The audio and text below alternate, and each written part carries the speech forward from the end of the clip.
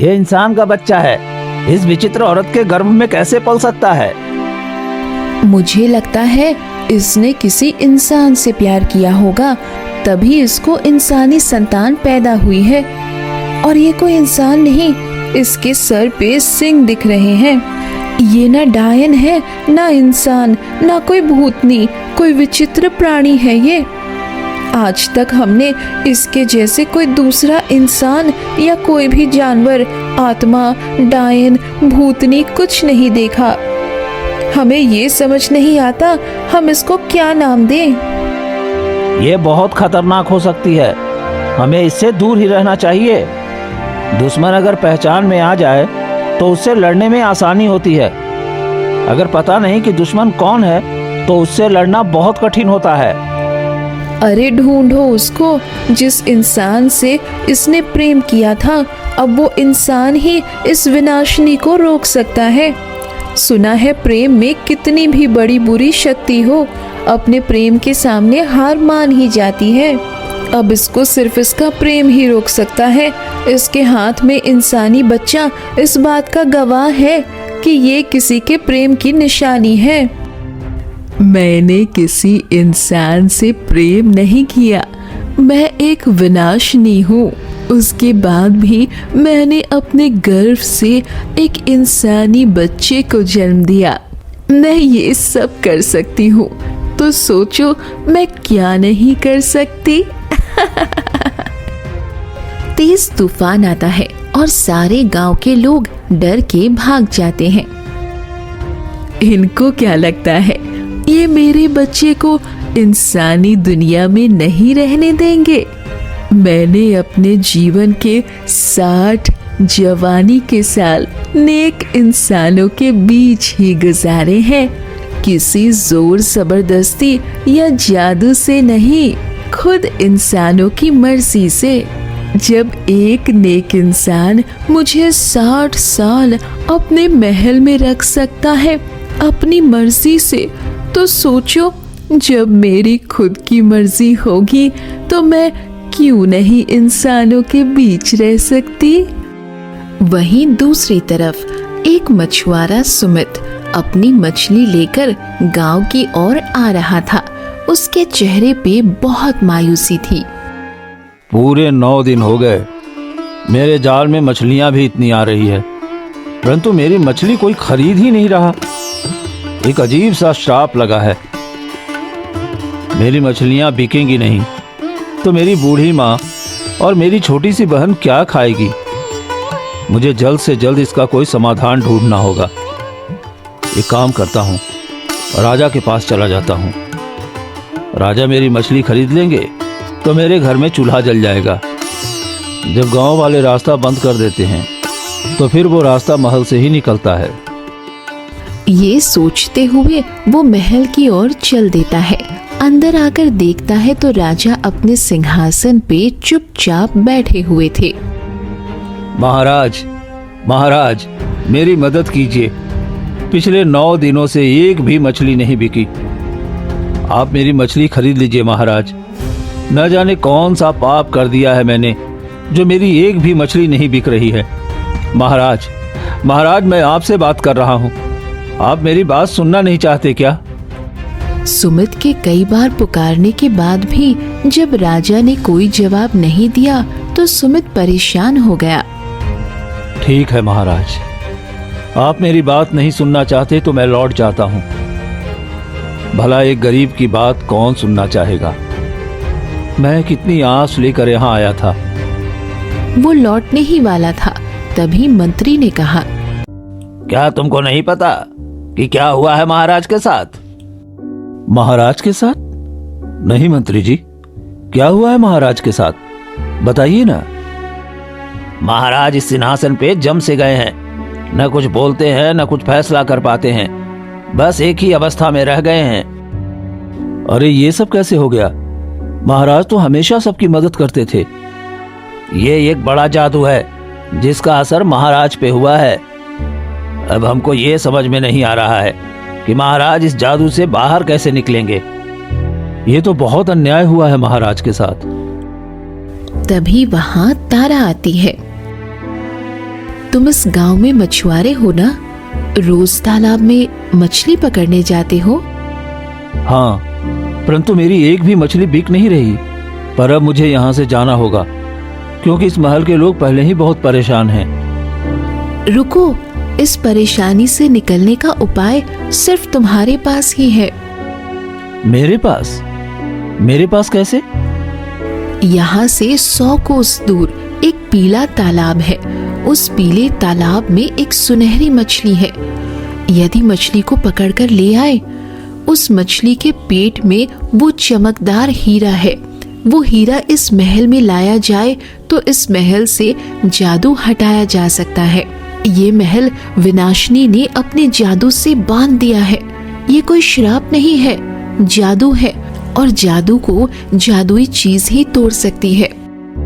अगर ऐसा है तो मैं वो सुनहरी मछली पकड़ कर लाऊंगा। याद रहे, उस मछली को ध्यान से पकड़ना। वो मछली कोई आम मछली नहीं, एक जादुई मछली है। इस संसार में सिर्फ अब वो ही ऐसी है जो विनाशिनी के जादू से हमको बाहर निकाल सकती है। सुमित तारा की बात सुनकर वहां से चला गया। आपको पता था तारा, फिर आपने इतने समय से किसी और से ये बात क्यों नहीं बोली? अब मैं ये समझूंगा कि आप अपनी बहन को बचाना चाहती थी। माना कि विनाशिनी जैसी जादूगरनी मेरी बहन है और उसका जादू रोकने का तरीका सिर्फ मुझे ही पता है, परंतु इसका ये मतलब नहीं कि किसी भी इंसान को मैं उस पीले तालाब में जाने देती। तुमको क्या लगता है वो तालाब कोई आम तालाब है? उस तालाब तक सिर्फ वो ही पहुंच सकता है जिसके पास एक जादुई जाल हो। तुमने देखा ना कितनी मछलियां आ रही हैं सुमित के जाल में। मुझे यकीन है एक ना एक दिन वो सुनहरी मछली भी जरूर सुमित के जाल में फंसेगी। वहीं दूसरी तरफ विनाशिनी अपनी बेटे रवि के साथ बहुत खुश थी। रवि बच्चों के साथ खेलने लगा था। एक दिन रवि पड़ोस की एक औरत शांति के घर के सामने खड़ा हुआ था। तभी अंदर से एक औरत बाहर आई।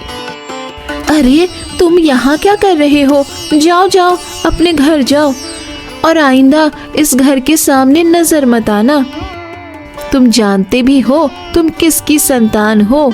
डायन नहीं, उससे भी बढ़कर है तुम्हारी माँ। काकी, मैं तो आपके बेटे के साथ खेलने आया था। आप मेरी माँ को क्या क्या बोल रही हो? मैंने आपको कुछ नहीं कहा, फिर आप मेरी माँ को इतना सब क्यों बोल रही हो? मेरी माँ विचित्र दिखती है, मैं जानता हूँ, परंतु मेरी माँ मुझसे बहुत प्रेम करती है। आप चाहे तो मुझे थप्पड़ मार लीजिए, परंतु मेरी माँ को कुछ मत बोलिए।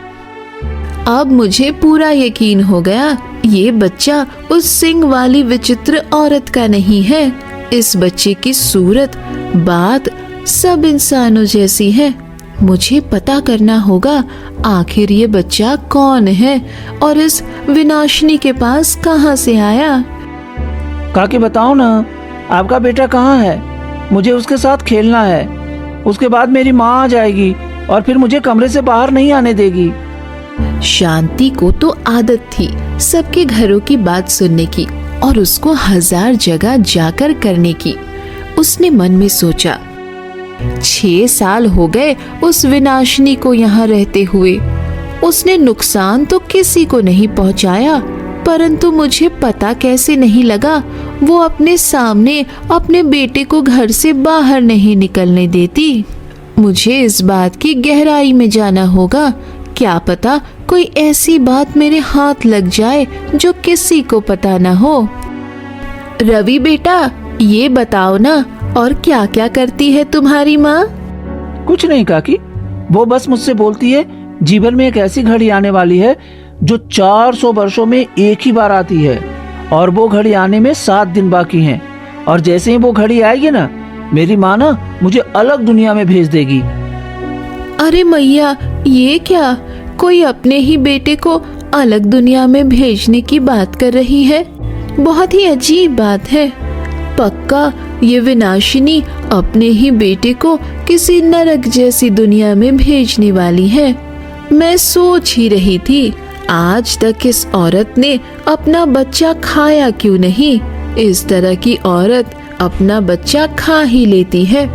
मुझे क्या पता था वो किसी खास दिन की प्रतीक्षा कर रही है। मुझे ये बात बतानी होगी सबको। शांति जैसे ही आगे बढ़ने वाली थी, सामने से विनाशिनी आ गई। क्या उगलवाने की कोशिश कर रही थी तुम मेरे बेटे से? अरे कुछ नहीं, वो तो मैंने बच्चों के लिए पूड़ी बनाई थी। पूछ रही थी कि उसको खाना है क्या। तुम इंसानों की फितरत से मैं अच्छे से वाकिफ हूँ। अब ये बताओ कि मुझसे झूठ क्यों बोला? शायद तुम भूल गई मैं एक पहुंची हुई चीज हूँ। जो तुम सोचती हो वो भी मैं सुन सकती हूँ। अब तो मैं गई। विनाशिनी शांति की ओर बढ़ी, तभी रवि ने विनाशिनी का हाथ पकड़ लिया। माँ, घर चलते हैं ना, तेजी से भूख लगी है। विनाशिनी ने रवि का चेहरा देखा। उसका गुस्सा जैसे पल भर में गायब हो गया। वो रवि को लेकर घर आ गई। ये मेरे साथ क्या हो रहा है? मैंने जो कसम खाई थी उससे मैं फिर नहीं सकती। और धीरे धीरे वो रवि को प्यार से सुलाने लगी। मुझे इससे प्रेम नहीं करना चाहिए। इसको जाना होगा यहाँ से। ये बच्चा मेरी कमजोरी नहीं बन सकता। मैं इससे प्रेम नहीं कर सकती। मेरे जीवन में प्रेम की कोई जगह नहीं है। रवि ने विनाशिनी का हाथ पकड़ा और बोला, माँ, मेरे पास सो जाओ ना, मुझे बहुत डर लग रहा है। तुमको मेरे सिंह से डर नहीं लगता? क्या तुमको नहीं लगता मैं बाकी लोगों से अलग क्यों हूँ? आप मेरी माँ हो और ये बात मुझे पता है कि आप विचित्र हैं, परंतु फिर भी आप मुझे दुनिया की सबसे सुंदर स्त्री लगती हैं। विनाशिनी की आंखें आंसू से भीग गई। उसने रवि को प्यार से सुलाया। तभी उसको किसी चीज का आभास हुआ। कुछ देर दिमाग लगाने के बाद उसको एहसास हुआ कोई पीले तालाब की ओर जा रहा है। ये क्या? ये कौन है जो पीले तालाब की ओर जा रहा है? आखिर ऐसा कौन है जिसके पास मेरी कमजोरी है? आज तक मैंने तो अपनी कमजोरी किसी को नहीं दी। वीडियो अच्छी लगे तो लाइक एंड सब्सक्राइब कर देना। ऐसे वीडियो देखने के लिए अभी सब्सक्राइब करिए।